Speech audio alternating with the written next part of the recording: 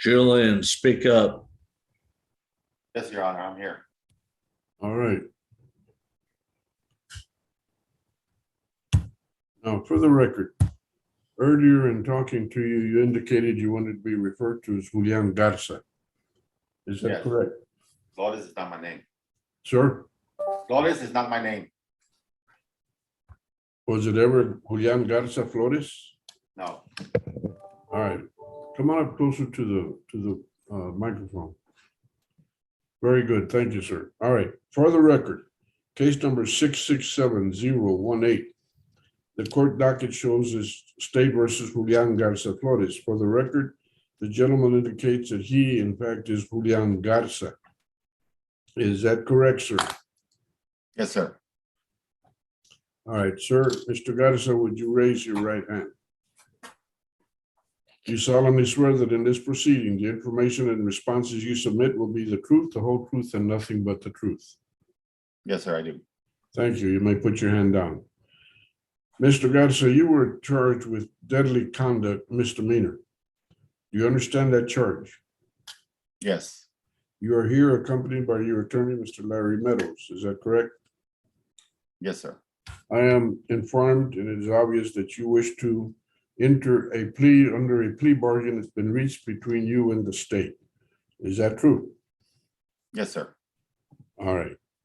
Now, before we do that, I need to repeat what I do for day and night. You have certain rights and protections, sir. One of them is the right to remain silent. That means you do not have to make any kind of statement. You don't have to answer questions. You don't have to submit written paperwork that has your signature, especially any papers that admit or confess to wrongdoing. Do you understand you have that right? Yes, sir. You have the right to a jury trial. That means you and your attorney, with the participation of the state, could select 6 citizens from a pool of U.S. citizens, disinterested citizens who would hear all the evidence, see the witnesses, observe all the testimony and materials that would be submitted, if any. And they would decide whether you're not guilty or whether you have been proven guilty beyond reasonable doubt.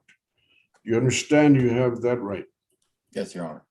You have the right to confront witnesses. That means if you decide to go to trial, you and your attorney would be facing people that would testify accusing you. They would be witnesses.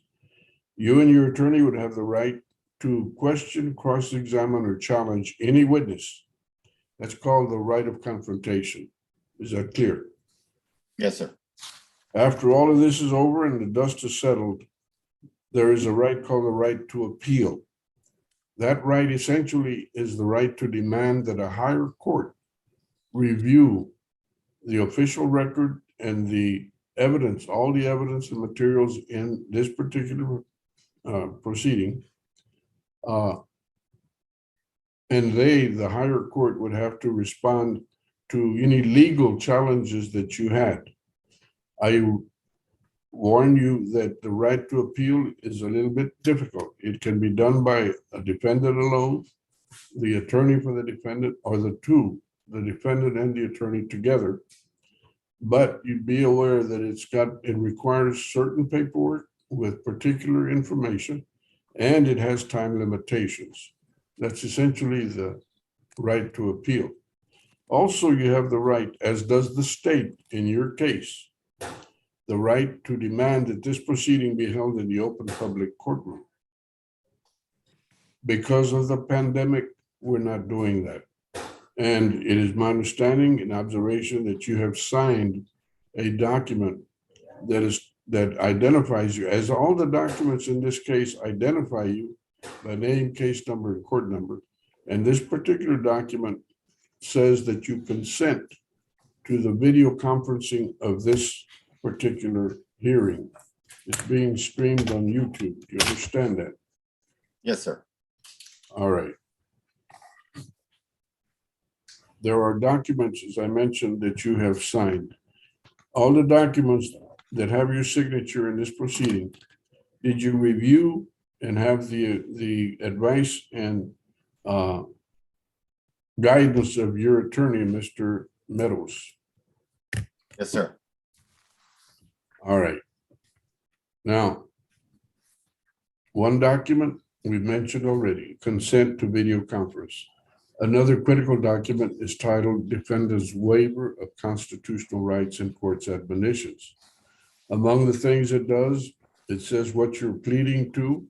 It reminds you and it asks you to acknowledge that I have in fact, or you have in fact been informed of your rights and protections.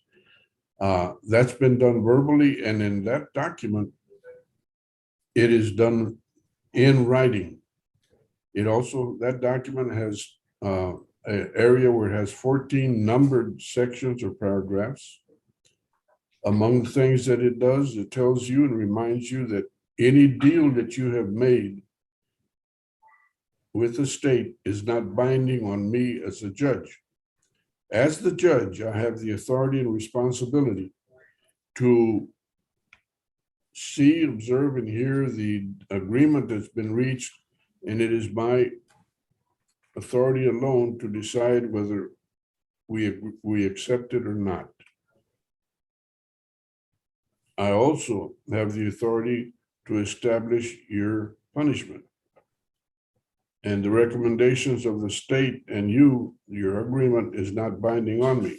However, if I reject your plea bargain, or if I give you a punishment within a proper range, the range for the particular case to which you plead, if I give you a punishment that is higher within the range, but higher than what you agreed to, or if I reject your deal, the law would allow you to start all over again, and nothing that you've said or signed would be used against you. That is declared in writing in that document. Did you understand that document and did you sign it? Yes, sir. All right. Also, another document is identifies you, but it is titled Trial Court Certification of Defendant's Right of Appeal. That particular document reminds you that yes, there is a right of appeal, but I certified to you that because you've made your own deal, you will not have the right of appeal. You're giving that up. Do you understand that? Yes, sir. And you signed the document that tells you that. Yes, sir. You also applied for probation. State, tell me what kind of probation he will receive. Regular probation, Your Honor. All right. I thought, actually, I thought it was deferred.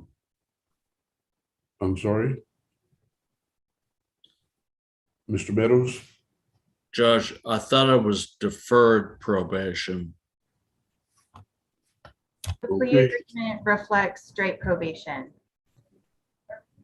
Okay, wait. Now you got me confused. Is it going to be regular probation or deferred? Ms. Haas? Your Honor, the offer was for regular probation, and that's what's in the plea paperwork. Okay, all right, regular probation. All right, Judge, so I agree.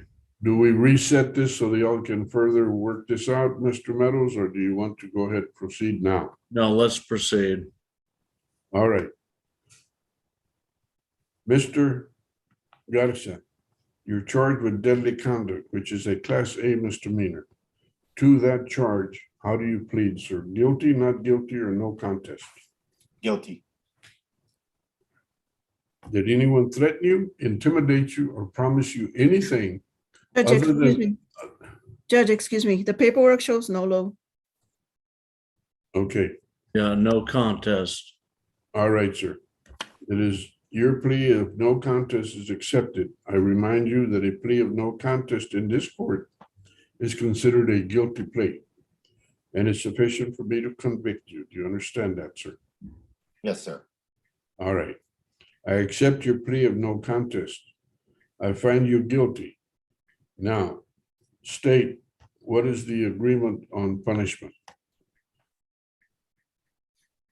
Your Honor, the agreement is for 365 days, probated for 8 months, a $300 fine plus court costs, 24 hours community service,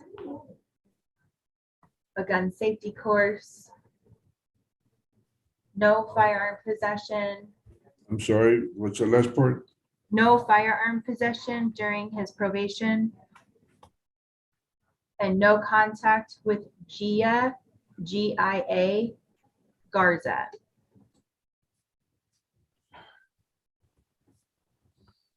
VIA Yes, Your Honor. Via Garza.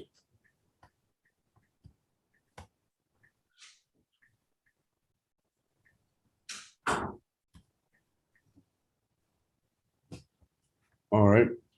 Mr. Garza, do you support a family? Just my wife. Okay. And do you have an income? If so, what is it? I work, make like 3,500 a month. Do you have any particular medical expenses or costs pending? No. All right. I approve the agreement that's been reached between you and the state.